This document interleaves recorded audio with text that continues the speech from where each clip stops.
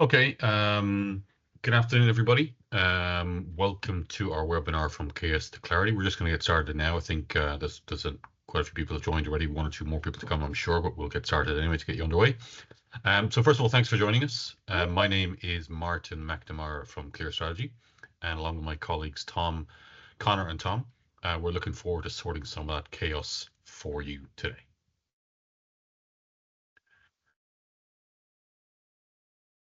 So just to kick things off, I'd like you to imagine a scenario.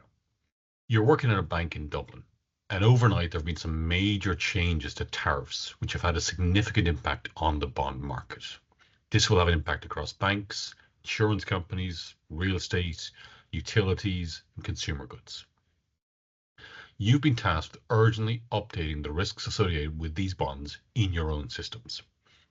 I'd like you to have a think about what would be involved in this and how long it would take you to update these across all systems. Just keep this in mind, and we'll come back to it later on. In the meantime, let me introduce myself. As I said, my name is Martin McNamara from Clear Strategy, and I'll be your host today as we show you how to gain control over your reference data and bring you from that state of chaos to clarity. I'm joined by my colleagues Tom and Connor, who will share some real-life examples that we've seen and demonstrate our solution. Tom is our data analytics manager and has extensive experience in regulated industries such as insurance, financial services, telecoms, banking, investment, and stockbroking. He's going to share with us some of the further insights into the importance of reference data and the real-world impacts it can have on a business. Connor's our head of product, so the man behind the technology, and is going to show us a current scenario that might well resonate with you, and then the clarity that our solution Tempo can bring.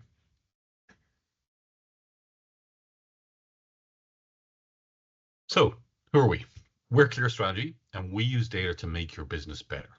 Clear Strategy is an award-winning data analytics consultancy with extensive experience helping firms across banking, insurance, telecoms, utilities, and healthcare, to name a few. Just a little bit in terms of housekeeping and so on, everybody's camera and microphone is set off just to make sure that you can hear us and see clearly the content that we're going to be sharing with you today. It's scheduled for an hour in total webinar. I don't think it will actually take us that long, but that will give us plenty of time at the end for questions.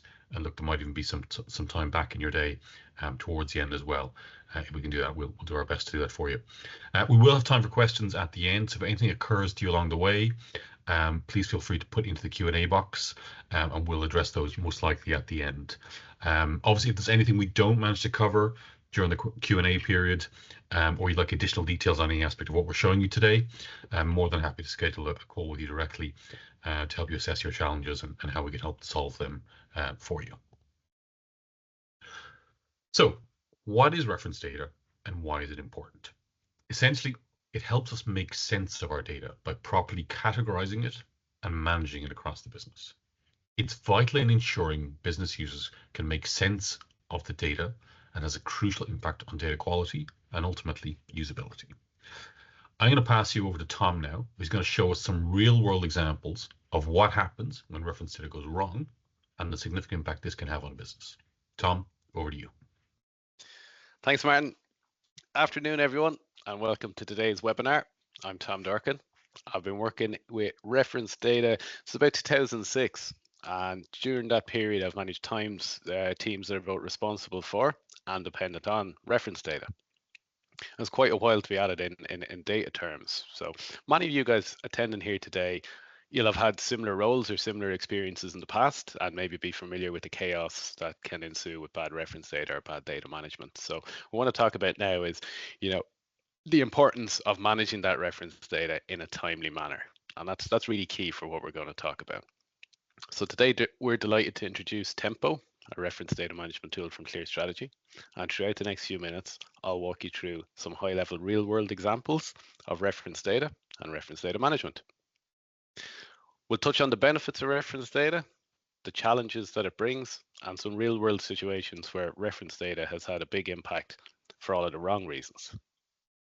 Then we'll wrap up my section with a few thoughts on what we're seeing in the industry today and why we believe data management is more critical than ever now. Now is the time to move away from chaos to clarity. By the way, on the next slide, we're going to see a curious looking word cloud forming in the background that the guys have pulled together. And this relates to Volkswagen. Way back before their Dieselgate incident in 2015, what occurred was misreporting due to poor data management. So the Volkswagen Group in the US relied heavily on data for their business decisions. And for 11 months, Volkswagen was the top selling car in the US, but nobody actually realized it. Because in total, across their different platforms, Volkswagen was spelt 34 different ways, and the reporting tool only picked up the correct spelling. That's just a quick example of how dirty data can do a lot of damage if it's not managed properly. By the way, with some homework for everyone that's on the call today as well, a little takeaway. So probably all remember the ad, I don't know what a tracker mortgage is, right? That's really 20 years old. We want to try and set a phrase here today about tempo. So for you guys, when you go back to your teams, you can ask yourself a question. When you come across a scenario to do with data management, could tempo work here? And if you think it might, as Martin said, reach out, give us a call. We're more than happy to have a discussion about it. So a bit of history, right? Before reference data, where did reference data come from? Traditionally, data would have been stored in a more raw form, entered into systems, spreadsheets, databases, many other storage solutions. Data was entered in plain language, mostly by humans. Lots of mistakes, lots of typos, and all the other errors that go along with manual data input. So on this slide, we see a traditional raw data table. Using Volkswagen as the example, we can see here it's spelled in many different ways. Those are other things on the table. But we'll touch on some more real world horror stories in a second. How can we manage this table better? Let's take a look at that. So, simple conform data model is a good place to start. And can Tempo help here? It absolutely can. So in terms of reference data, move the traditional stuff to the side for a moment. Let's look at what DAMA say about it. What is reference data? They have a lovely little example, a lovely little line on it there. Data that helps to make sense of other data. But how do we go about using it? So what we can see is a data model on the screen at the moment. So we can store that data in a better way, standardized across the different records, across the different systems. And to achieve that, we use, in this case, simple abbreviations in our main table, while we hold the plain language meaning off to one side in a reference table. Simply put, that's the reference data. Now you might say, why do we need reference data at all, Tom? Sure, we know VW is Volkswagen across the motor industry. It's fair enough, but just look at AUD in the second row, right? Is that 25 million worth of Audi cars sold in GBP? Or is it a currency swap from Australian dollar to sterling? So things, they can get a little bit tricky. Let's take this example one step further. Let's imagine this data, this information is feeding in from some of the regional garages across the country. One of the garages is going to get a systems upgrade over the next while. So that new system potentially is going to store the car brand differently. For example, let's say the abbreviation for Audi changes from AUD to ADI. Or with reference data, the change should be really simple. We just need to add that additional record into the reference table. That indicates that both ADI and AUD are representative of Audi. And there we have it, reference data and its uses in good data management. So reference data is great, right? But now we need to manage it, and that's where Tempo comes in. That's where it can really help. So if we move on to the next slide, we'll have a look at some of the challenges. So we mentioned just there that adding some new reference data should be simple. And one of the main challenges that we see with reference data is that it needs to be stored in your data environment. And that generally means that the business teams or the business users are not permitted to access it directly. Even though usually your business teams are listed as the owner of the data, it becomes the job of your IT team or your data team to physically manage or change it. So if you think about it, right, we've done wonders in recent years to democratize our data to the business users. We use data quality dashboards to identify the flaws, the risks, the issues that are in there. But generally, those tools that we use, they don't allow the end users to write those updates back to the database to fix the problems. So on the business side, there's a certain fear associated with being a data owner because you're listed as responsible for the data that needs to be managed, but it's managed outside your team. Yet you're expected to attest to its accuracy. And then, of course, on the technical side, you're accountable for the data, but you're not overly familiar with it. You don't own it, but you're faced with really tight deadlines to get it updated. And so ensues that barrage of emails and meetings and files and change requests and everything that goes along with those late evenings when you need to get this thing over the line. Does that sound familiar? I've definitely been in some of those situations in the past. Right, so Tempo comes in, it puts control of the data with the data owner and the visibility of those changes through authorization, the audit trails, and it frees up your data resources in your data team and frees up your data budget. Getting those changes wrong or not getting the changes done in time can have critical impacts on existing reports, on operational teams, and these events can result in financial loss through loss of business, missed opportunities, fines, or so many other things that can arise from this. Like, can Tempo help here? Can Tempo work here? Absolutely, yes, it can. Let's take a look at an actual example. So most people on the call are going to be familiar with Target, right, the big American retailer.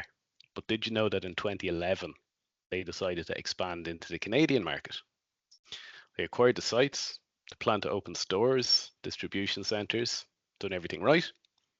But behind the scenes, they made a decision to not to expand on their existing custom-built ERP platform. Instead, they favored a new off-the-peg solution that they would use for managing their Canadian stocks. Trouble began when the data entered into the new system was fed back into their main US platform. Right, they had failed to update the reference data correctly to account for the fact that things in Canada are measured in centimeters, while the US system was expected in inches. The length and height of objects was misaligned. The US system was not able to cope with the characters in the French language. And the result, the impact of this was partially filled shipping containers because couldn't fit the stuff in, right? Different sizes. Partially empty shelves in the stores. 2 out of every 3 products that was entered in the Canadian system had incorrect data. And by 2015, they were actually gone out of Canada. They haven't gone back since. It was a total pre-tax loss of 5.4 billion. So could Tempo have worked here? It could. They never called us, but it could have. What do we use it for today? All right, let's think about internally. We're going to see Tempo in action in a couple of minutes, but ourselves at Clear Strategy, we're using Tempo to manage our resource allocation and forecasting. So we recently migrated our timesheet collection to Snowflake, and Tempo allows the managers across the organization to adjust those resources as they need. All aspects of that process are managed via Tempo. New employees are no problem. New projects, no issues there. Tempo is used to update the information in real time. We've actually shaved 20% off our reporting times across HR. We asked ourselves that question, could Tempo work here? And absolutely it does. In a separate one, we're working with a client where we're using Tempo to manage the allocation of product IDs to product names. So something that changes frequently, like in our earlier example, where we've seen Audi, we use Tempo to manage the changes to that reference table that links the product name to the product ID. What has Tempo done there? Well, it's taken that work, that effort away from the finance division who are managing it manually in Excel and allowed the wider organization to become aware of the changes. Still managed in finance by finance, so it's outside the data team, but it brought that clarity to the wider organization and placed the responsibility for the control of that data with the data owners. And it allowed us to create that single source of truth for that data object. And finally, for now, while working on another project recently, where we had created a data-driven solution to identify discrepancies between source platforms, we found a different use case for Tempo. Right. The client had called out at the end of the project that at a date in the future, they'd like to exclude some of the records on the matching side from the process. Certain types of records were no longer going to be relevant in future, so they didn't want to compare them. We needed a way to avoid those false positives, so we needed that mechanism to allow the end user adjust the process. We wanted to resolve it quickly. We wanted to get the project closed. We had to think about it to see could Tempo work here. And it absolutely did, because as part of the development of that system, we'd created reference tables to act as exclusion lists within that build. So with a simple tweak, we were able to connect Tempo to those reference data tables, allowing those end users to both see what was in them at all times, so the currently excluded records, and also to add or remove exclusions from the list. From our side, we think it's more critical now than it ever was before to take care of your data, right? And if you happen to see PwC had a survey at the end of January, 79% of companies have not yet implemented governance in relation to their AI strategies. We all know AI is data intensive and data needs to be minded, and Tempo can definitely work here. But in terms of everyone on the call, on your side of it, how does this impact you? Well, what we're seeing now is the pace of change, right, is faster than ever. On the social side of things, the person that has been there, your go-to person to make these changes in your database, they're no longer going to be there for life. People move roles a lot quicker than they did in the past. And then on the technology side, there's more new systems available every day. Manage that reference data in a controlled and clear way, well documented, it's more important than ever, especially in these uncertain times. So if you look at the explosion on the graph, in the data in the post-COVID era, it's grown 129% since 2001. And with the amount of new SaaS-based solutions that are out there in the market, previously legacy systems would have been 10 plus years old, but now so many of these systems are coming in, they're here today, a couple of years time, they're legacy platforms. So you've got all this merging of data from loads of different platforms happening. And that's going to grow into the future for sure from what we're seeing. So these, highly uncertain times in terms of data management at the moment, and we strongly believe Tempo is a no regrets move. And that's where we are with it, right? But if you think back from an example point of view, Martin's update at the top of the call, that's a real life scenario, fictitious one, but maybe close to the bone with tariffs and the US and Europe and everything at the moment. But if we think back to that, if we try and imagine how we would go changing that reference data in a traditional manner, right? And in my experience, it'd go something like this. So we'd need to get our current most recent version of the data. Safety first, we don't want to use a version that was saved down or stored offline from the last time round. So we get it, we save a backup copy of it. We want to be safe, we don't want to overwrite it. And then we make our changes. We take a look, we compare the changes we've just made to the original version, previous, pre-change, post-change, make sure we've done our job right. Now we need to send it back. So we send the file back to our data team, our IT team, and we're asking them to upload it back into our database. Now we have to wait, it's out of our hands. We await them to do the upload. We hope there's no duplication in there because we can't see it at this point. And we have to wait for jobs to rerun before our data refreshes. So bear that in mind. I think that's a fairly standard process if you were to do something like that manually. I will hand back over to Martin and we'll take a look at Tempo. Thanks, everyone. Thanks, Tom. That's great. So just moving on then, I guess, a little bit from that. So thanks for sharing those examples. So Tom's shown us some real life examples of what happens when reference data is wrong and the impact this can have on a business. So current processes we've seen to address this can have quite a significant amount of manual work involved. You're probably all familiar with taking those Excel sheets and copying and pasting, and just the fact that more doesn't go wrong, to be honest, is a surprise to me sometimes. In addition to that manual process, there's no audit trail of what, when, who made the changes. So a big gap there in terms of tracking back to see where an error might have been made, if indeed it was. So Tempo is a product which addresses these challenges and provides you with a company-wide solution. So what is Tempo and how does it change things? Tempo provides you with a web-based interface which simplifies and streamlines the process for updating reference data, applies the changes in real time, and provides easy access to business users to help them get the data they need without having to impose on the data team. All of this with a full audit trail and the ability to configure sign-off and permissions as needed. As Connor goes through the demo, I'd like you to keep in mind just a little thought about where Tempo might work for you. Tom showed us earlier the multiple steps people and teams required to update data manually. With Tempo, it's a much shorter, streamlined process which updates reference data across all systems in the business in one operation. Your reporting team could improve their output by 50% with the appropriate use of Tempo. Connor's going to show us what this looks like live. Over to you, Connor. Thanks, Martin. So before I get started, I want to bring us back to the example from the top of the webinar.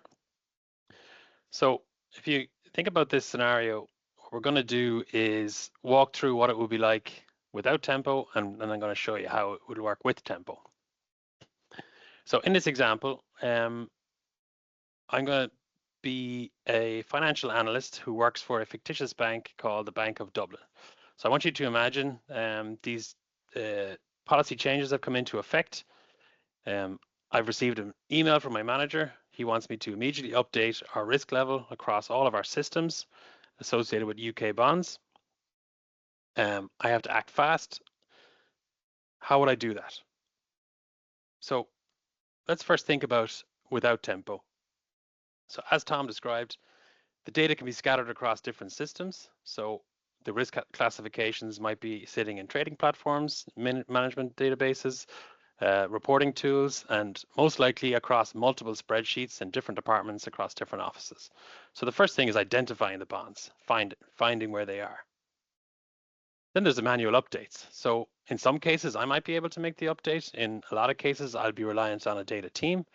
So I'll need to put those change requests in. They may have to raise a ticket. There's going to be Slack messages, Teams messages. There's going to be email threads. Again, there's no way of tracking all of this in a central location. So it's scattered across different systems and different platforms. And what's the biggest risk here? The two biggest risks are the manual changes being open to errors, but mostly there's no audit trail that tracks everything. So there's no way of tracking across your spreadsheets and your email threads who did what. You're stuck in those approval loops. So while all this is happening, you're losing time. So your manager is frustrated with you because our dashboards and our reports are out of date. Your data team may not prioritize it the way you want them to do it. So it creates that huge bottleneck and a dependence on them, whereas you need to act fast. So now we've thought about that. Now we're going to take a look at Tempo. So when I jump into the demo, I'm going to show you three different screens. So the first thing I'm going to show you here is a dashboard. So we're looking at Power BI here, but you can imagine whichever reporting or visualization tool you use in your organization. So what I've done is I've created a dashboard for this fictitious Bank of Dublin that I'm using as an analyst to track the risk level associated with our products across the business. So I want you to look at this dashboard now, and we're going to revisit it after I've made my changes in Tempo. So if you look at this bar chart here, we're looking at across our the different countries, products that we hold, and the associated risk. And you can see there's a red, amber, green classification here for low, medium, and high. We're also tracking our total products per risk category, and we're tracking all our high risk products across the different product types. So as of this morning, when these changes came into place, this dashboard is now out of date. So I need to act fast. I need to get the data updated so that my dashboard and my reports are up to date. So again, we're now going to jump into our data source. And in this example, we're working with Snowflake, but Tempo can equally connect into other data sources as well. So if you look at this data source in Snowflake, we have a table called Finance Products. We have a sandbox database that we've created. And inside this table, you've got a number of different columns. You've got your category, your subcategory, your risk level, and your country code. So what I'm going to do is show you how easily we can manipulate this data using Tempo. We'll come back to our data source to see how quickly it's been updated, and then we're going to look at our dashboard and see our downstream system and how quickly that gets updated. So let's have a look at Tempo. Before I sign in, you can see here that Tempo connects with Microsoft Entra ID, so that handles the single sign-on. just for security reasons. So I'm going to sign in with my Entra ID here. Take a second. So, okay, so as Martin described, Tempo is a web app that's designed to be easy to use for business users. So you don't need to be a data expert or data engineer to be able to navigate it. It's designed to democratize the data, make it easy to access, easy to find, easy to manipulate, and easy to track all the changes. So for this example, I'm just going to look at my Sandbox database, and I'm going to find my finance products table. I'm going to load up all the rows. So let's go back to the scenario. I need to update all of my bonds in the UK. I need to update the risk level to high. So how do I do that? I'm going to use my filters. So the first thing I need to do is filter my country code to UK. So now I'm only looking at UK products, and then I'm going to use a second filter for subcategory, and I'm going to filter to bonds. So now I'm only looking at UK bonds, and you can see my risk levels here are spread across low, medium, and high. So to make the change, I just select all, select edit row, choose the column I want to edit, and set it to high, and save my changes. You'll see my changes being saved across each row. You can see them coming in one by one. It's important to note here, you can see in the audit columns, you can see updated by and the last updated. So you'll always see the last change in every table, who updated it and when they updated it. So Tempo has done its job. Now let's take a look back to our data source. So if I jump back into Snowflake here and I hit refresh on the table, you can see our UK bonds. I'll just sort by UK. And you can see all of our UK bonds have been updated to high. So our change has gone through immediately from Tempo into our data source. What does that actually mean for me as a business user? Our data source feeds all of our downstream systems. So our reporting tools, our risk management, all of those different tools that hang off of our data source. So let's come back to our dashboard again. And I'm going to refresh my dashboard.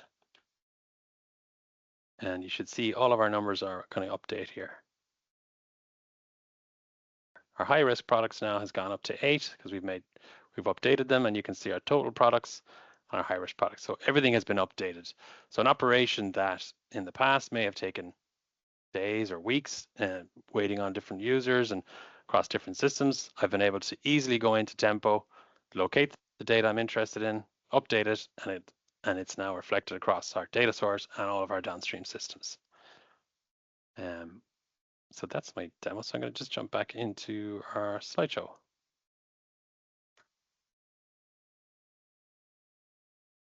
Great. Thanks, Connor. That was very straightforward. Thank you. So we've got a couple of questions just popped in, and as I said, if anybody has further questions, please do put them in the Q&A. We'll do our best to address those for you. Now, we've got a couple in here already.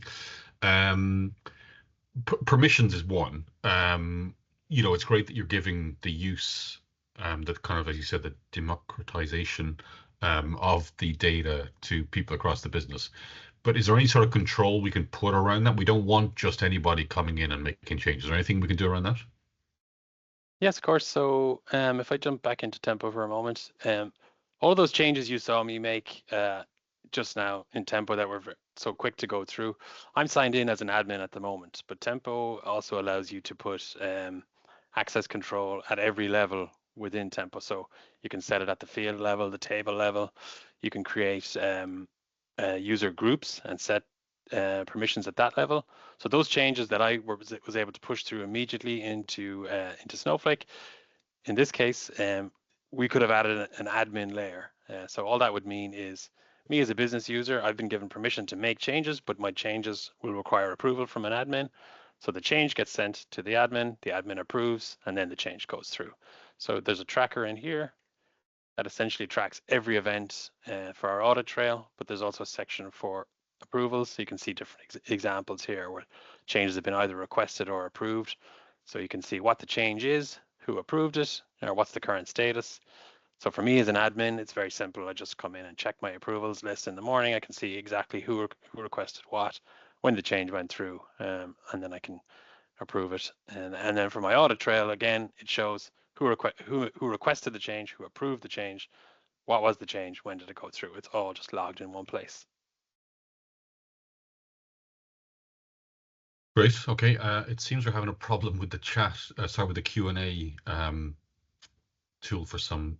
I just got a message there that the Q&A is not working properly. I managed to get a few questions out of it, but there's If the some. Q&A doesn't work, then people can just use the chat. Just Yeah, put your perfect. questions into the chat as well. Yeah, if you can put them into chat, then that'd be great. Thank you. So a couple more that we did have before with that challenge, so apologies for that. In terms of security features, so obviously it's great that you've got this access and that people can change the data. But what sort of security is there? I don't want just anybody being able to access the data. What can you tell us about the security that Tempo has? Yeah, of course, it's a huge consideration with Tempo. So it's built with enterprise grade security. It's hosted on Microsoft Azure, so it has private networking, firewalls, and the data is all encrypted, and the credentials for the ODBC connection are stored in an Azure Key Vault inside Tempo. We obviously have our role-based access control, which I've shown you, and we use Microsoft Entra ID, which handles authentication, so that only authorized users can access or modify any of the data. Uses SQL prepared statements to prevent any SQL injection, and then strict validation of queries and access controls. And also, you've got your audit trail, which is kind of front and center as well. So full audit trail for every change, every login, everything to do with Tempo can be accessed. What we've done is we've created a security pack. So if anybody is interested, we can share that, and it just has a lot more detail on all the security features and sort of questions around why we made certain decisions. We've also done extensive penetration testing on Tempo, so you can see all the reports and the outcomes and the recommendations that we've put in place on the back of all of that. Great, sounds good. Conor, thanks. Tom, this is maybe one more so for you. In terms of, you shared some examples earlier on then in terms of some time or cost savings. Is there anything further you can tell us about that in terms of what you've seen where we've implemented Tempo and it's made a big difference for someone? Yeah, like we've had a couple of different scenarios, and it's distinct, or it's bespoke to the client and what the use cases are. And I suppose a good way to think about it is if your job or if your team are changing a lot of reference data, if part of their daily task is to change reference data, it's going to take a huge wipe of time out of that. We talked about 50% of a team. That's based on the team I used to manage before, where half the team spent their entire time changing reference data. If you look at it another way, maybe it's not as frequent as that, but you tend to have some reference data that you might have to update monthly, or you might have to update quarterly. The problem with those ones is while they don't take up as much of your time, you do them so less frequently that every time you come around to do them, there can be training issues. You need to remember how you done it before. So there's that element to it as well, right? But in terms of time saved, it is really how long is a piece of string. You can see it in that example. I think the real key thing to it is it gets you out of those situations where things go wrong. I think you're always up against the clock, or most times when things go wrong, you're up against the clock. And in worst case scenario, what Tempo gives you, it gives you that audit trail of who done it, who made the change, and you can see exactly the steps that were taken. Super, thanks, Tom. That makes sense. Conor, this is probably one for you again. You were showing Tempo there, and you were using Snowflake as the data source. Is it just Snowflake, or can we use other platforms also?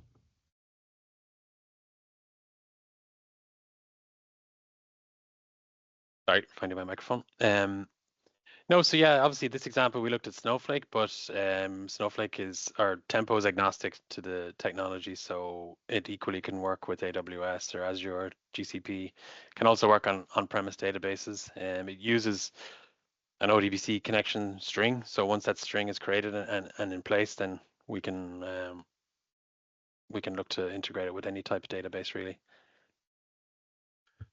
Great. And then obviously the data that you were showing us today in our fictitious example, which we thought was topical, was financial data. Can Tempo be used on other types of data, or is it just financial data? No, the same way it's agnostic to the technology. The data doesn't matter either. We've equally seen it across lots of different industries. Tom has kind of shown us an example from the motor industry, and we've looked at financial services, but there are a lot of use cases for Tempo in the likes of healthcare and retail. If you think of healthcare with procedure codes and that sort of, in insurance companies, that's reference data is a big consideration for them. But also in retail, things like product categories and hierarchies, that sort of thing. So we've seen use cases for it in multiple industries. Okay, so again, so not industry specific, No. but across multiple industries. Okay, great. No. And then in terms of implementing Tempo into an organization, what's a sort of typical timeline look like for that? Depends again on the individual organization. The actual technical setup is fairly light touch. Once we get that connection string in place, you need to test it and make sure that your data is feeding through correctly. But then it's a matter of just configuration, then figuring out those use cases, connecting your database, searching for the tables that you need, configuring those tables, and then setting up your admin control and your layers. So we'd always allow maybe 7 to 10 days for the configuration side of things, but the technical setup is very light touch anyway. Okay, great. Yeah, sounds straightforward enough. Fantastic. Yeah. So we've had a problem with the Q&A, so we can blame Microsoft for that one. So apologies there if anyone put in a question rather that we haven't seen yet. If you do want to put it into the chat, which I think is working, then please pop it in there, and we'll do our best to answer that. Equally, as I said, if there's anything we haven't addressed for you today, that you'd like us to address more directly or more specifically with you and see how we can find a solution for your individual needs, then more than happy to schedule a call with you on that afterwards. I don't think we've any more questions there at the moment. So I suppose just we'll probably give you just 1 or 2 points, I guess, to finish on. So I think Tom mentioned earlier in terms of when you go away from this, if you could just keep one thing in mind for us, please, would be have to think about maybe in your day-to-day work, week to week, month to month, is there a scenario where you think maybe Tempo might be the solution for you, and it might streamline your ability to update your reference data, give you that control over it, give you that audit trail, give you that ability to go back and see what happened, when, who by, etc. So just one thing to take away from today. Please think about how Tempo might work for you in your particular situation. So just ask you to bear that in mind.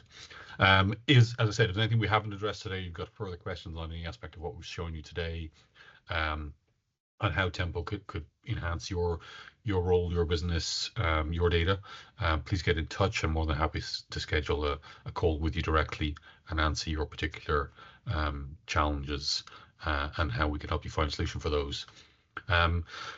Well, we do actually have a question. So that's great. Thank you. How much time will it take to implement Tempo with Snowflake and other databases? So yeah, as I said, we typically allow 7 to 10 days for the full implementation. That includes the setup, configuration, and also includes sort of training and onboarding for the team. We think we can get it done, yeah, but 7 to 10 days. Okay, so it's a pretty quick engagement, relatively speaking, to get up and running. Yeah. And what about then if I need to make changes? So it's great that we've got the audit trail in there and we can see who made the change and when they made the change. What about reversing those changes? Is that relatively easy to do? So Tempo doesn't have rollback functionality at the moment.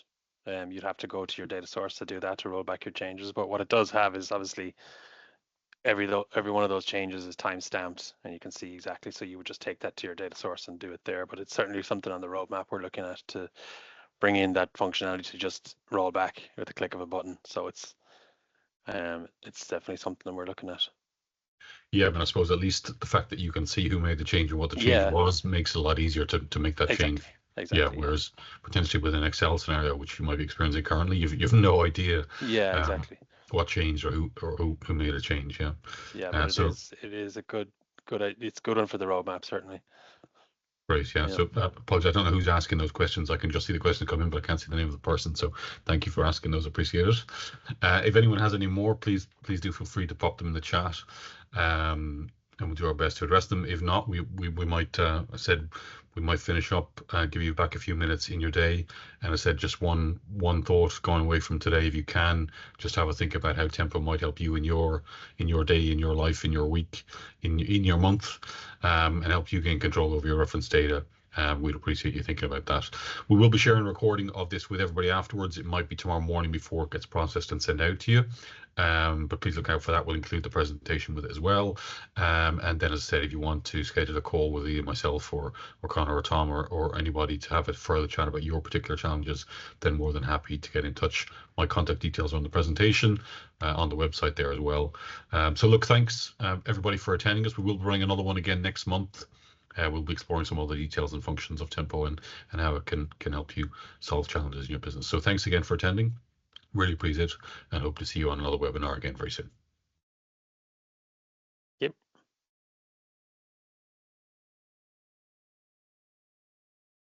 Thanks, everybody. Thank you.